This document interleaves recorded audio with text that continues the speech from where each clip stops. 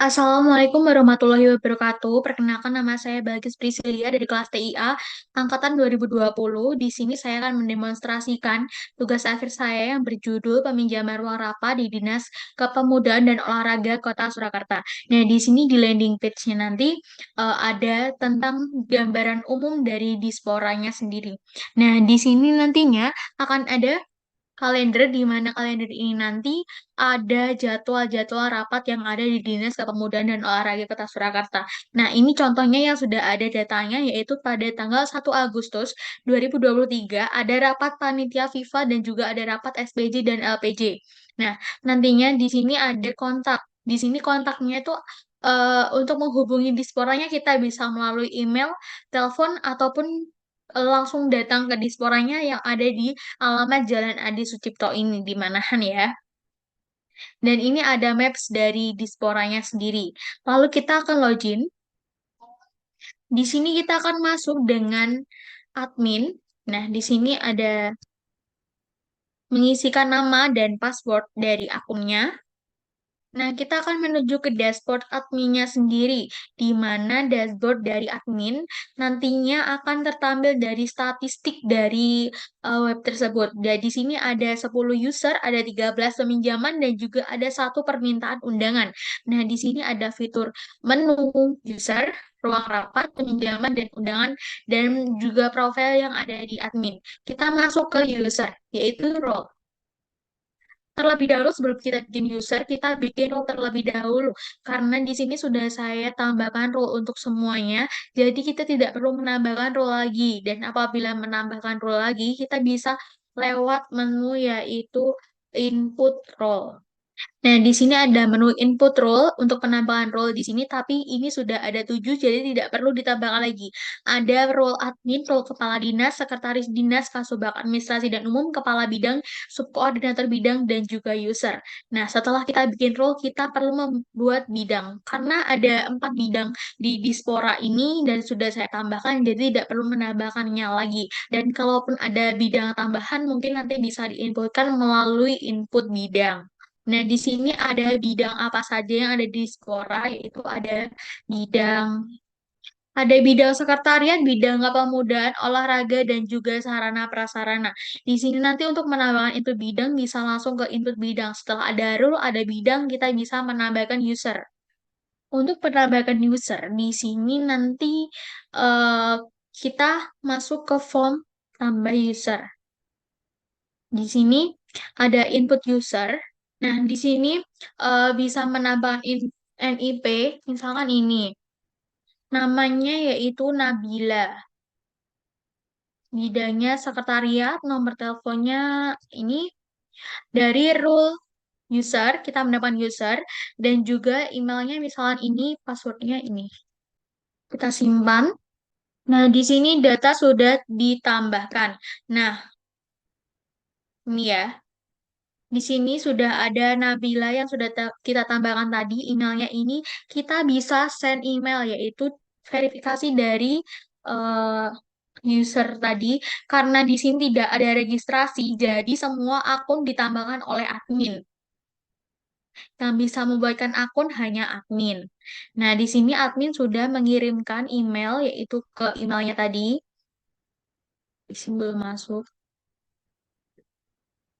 Nah, di sini sudah masuk email pemberitahuannya tadi. Kita buka. Hai Nabila, di sini ada email, ada password untuk masuk ke akunnya. Di sini nanti kita bisa konfirmasi akun. Jika konfirmasi akun kita dialihkan ke menu login ya. Di sini kita harus login terlebih dahulu menggunakan email dan password ini. Nah, di sini kita sudah login admin dulu. Di sini setelah kita konfirmasi akun, dari adminnya bisa mengedit password yang sama dengan password yang dibuat tadi.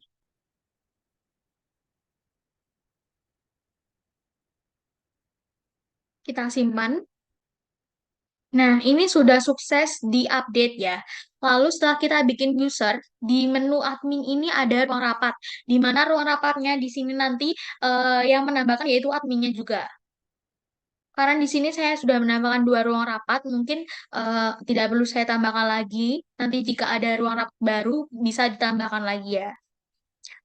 Yang bisa menambahkan hanya admin melalui input ruang di sini.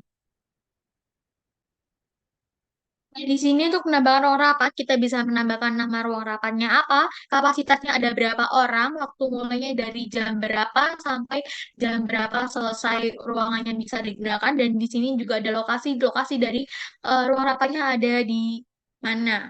Dan di sini bisa menampilkan gambar dari ruang rapatnya dan di sini ada fasilitas misalkan ada sound system kita centang misalkan sound systemnya ada 5, mejanya ada 7. Di sini kita bisa centang terlebih dahulu untuk menambahkan eh, kapasitas.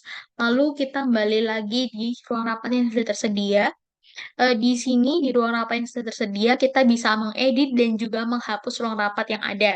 Dan untuk mengedit kita misalkan ada salah-salah typo ataupun ada fasilitas yang sedang diperbaiki ataupun fasilitas tambahan kita bisa mengedit melalui fitur edit. Nah, di sini juga ada status dari ruangan tersebut. Apabila ruangan ada renovasi ataupun ruangan sedang tidak tersedia, mungkin diperbaiki ataupun harus dikosongkan, kita bisa menonaktifkan ruangan. Apabila ruangan dinonaktif, maka user lain tidak akan bisa meminjam ruangan yang sudah dinonaktif. Hanya ruangan yang aktif saja yang dapat dipinjam. Kita aktifkan lagi. Dan di sini ada peminjaman. Di menu peminjaman ini, admin hanya bisa melihat rekap data peminjaman yang ada yang sudah dilakukan oleh user-user.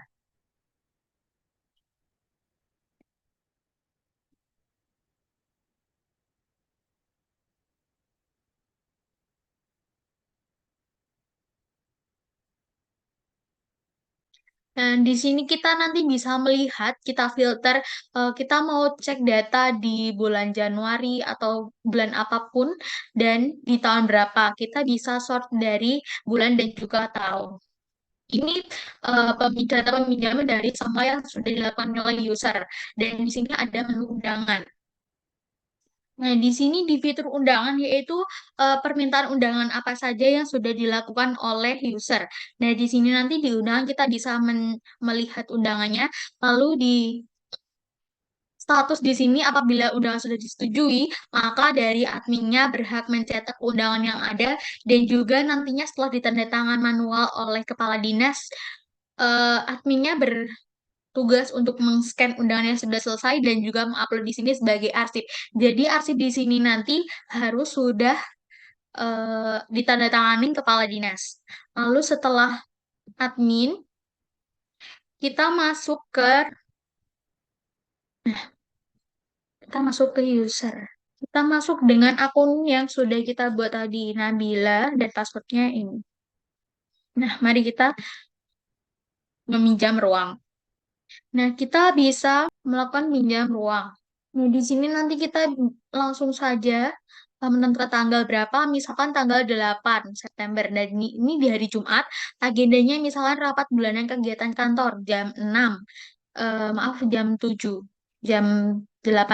Jam 8 sampai jam 10.30.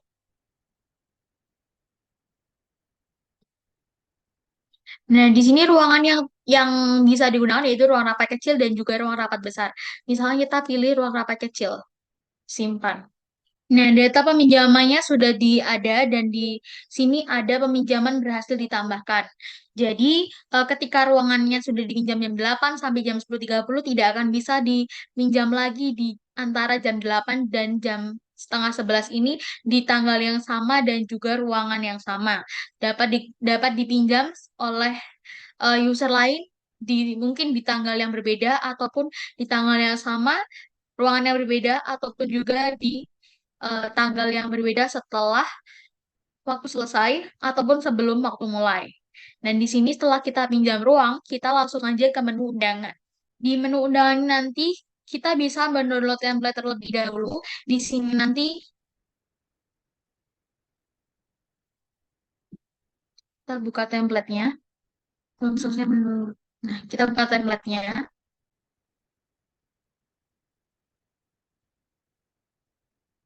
Di sini kita bisa mengedit dari data-data. Mungkin nomor suratnya bisa dikosongin dan di sini nanti dia bisa diisi oleh admin.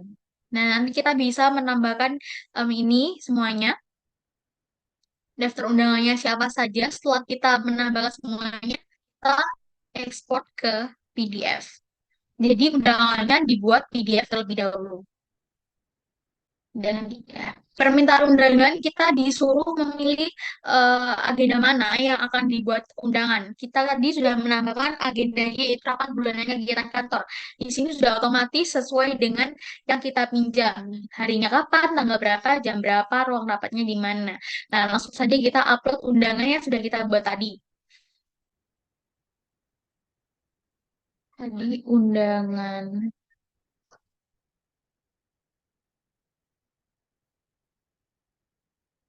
Undangan 3.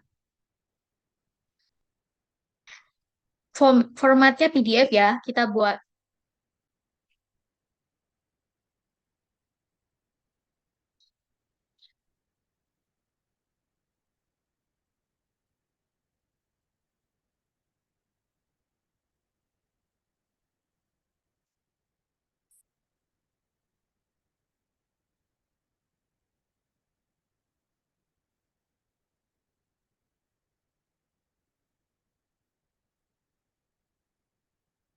Nah, di sini statusnya itu menunggu persetujuan subkoordinator bidang. Jadi, undangan ini nanti akan diteruskan ke subkoordinator bidang untuk dipersetujui. Nah, seperti ini.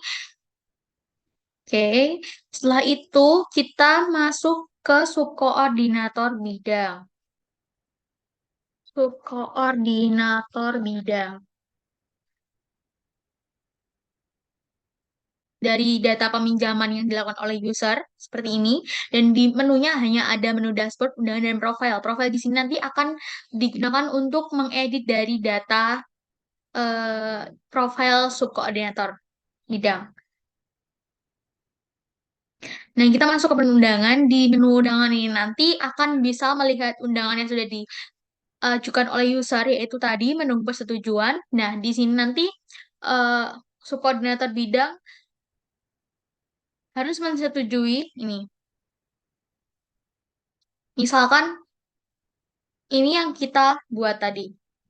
Subkoordinator bidang bisa melihat undangan yang sudah diajukan. Nah, seperti ini misalkan. Kita bisa menyetujui ataupun menolak, yaitu misalkan disetujui. Setelah subkoordinator bidang menyetujui, maka undangan tersebut akan diteruskan kepada kepala bidang. Setelah subkoordinator, itu naik lagi ke kepala bidang. Nah, menunggu persetujuan kepala bidang. Lalu kita masuk ke akun kepala bidang.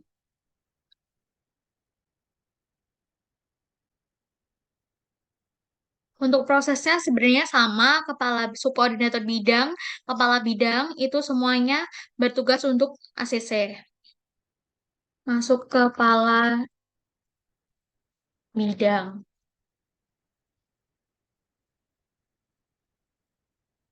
Nah, di kepala bidang kita juga masuk ke menu undangan untuk dashboard dari semua akun hampir sama ya. Di sini ada jadwal ruangan yang terpakai, itu peminjaman ruangannya. Di sini kepala bidang menyetujui, yaitu setelah kepala bidang masuk ke Kasubag Administrasi dan Umum. Jadi setelah kepala bidang, nanti naik lagi ke Kasubag untuk diverifikasi lagi. Dan di sini verifikasinya yaitu dari segi bahasa, segi tanggal, dan juga segi eh, undangan-undangan yang akan diundang dalam rapat tersebut. Nah, di sini menunggu persetujuan Kasubag Administrasi dan Umum.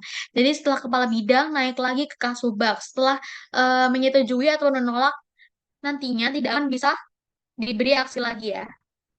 Kita masuk ke Kasubag Administrasi dan Umum. Kita masuk ke login. Nah, di sini ada data peminjaman, yaitu hanya bisa melihat data peminjaman saja dan juga di sini undangan karena tadi diteruskan kepada Kasubag Administrasi dan Umum, maka undangannya akan masuk ke Kasubag Administrasi dan Umum.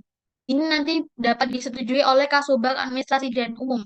Dan setelah disetujui oleh Kasubag Administrasi dan Umum, maka nantinya statusnya akan berubah menjadi menunggu persetujuan sekretaris dinas. Nah, di sini menunggu persetujuan sekretaris dinas. Masuk ke sekretaris dinas. Di sini sekretaris dinas.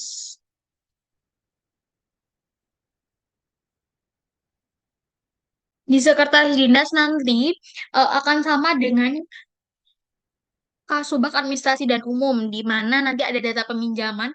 Jadi sekretaris dinas dapat melihat data peminjaman, ruang rapat, dan juga undangan. Kasubag Administrasi dan Umum tadi masuk ke sekretaris dinas, di mana nantinya juga melalui proses verifikasi.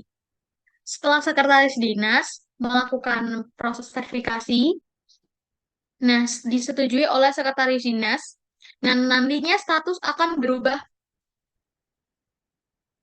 menjadi menunggu persetujuan kepala dinas. Jadi setelah disetujui oleh sekretaris dinas, nantinya akan berubah akan diteruskan kepada kepala dinas. Nah, kepala dinas kita masuk ke akun kepala dinas.